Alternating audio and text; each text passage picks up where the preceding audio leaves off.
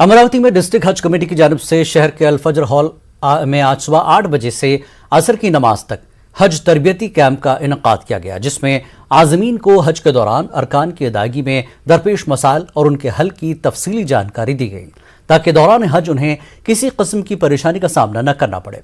इस कैंप में आज़मीन हज को वैक्सीन भी लगाई गई। साथ ही जिला हज कमेटी की जानिब से 2 बैग भी दिए जाएंगे।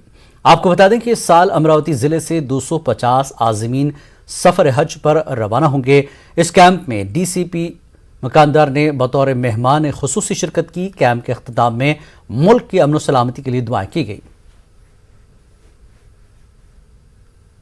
अल-फजर में हाजियों का तरबियती कैंप, वैक्सीनेशन और बैग डिस्ट्रीब्यूशन हुआ है।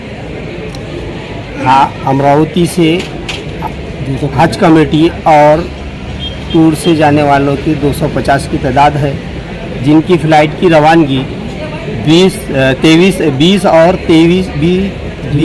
23 से बम्बई एम्बार्केशन पॉइंट से होगी। तरबियती कैंप के अंदर मौलवी अब्दुल कदीर नदवी साहब ने हाजियों के तरबियती मसले मसाइल और हज के सफ़र के दौरान आने वाले तमाम की वजाहत की।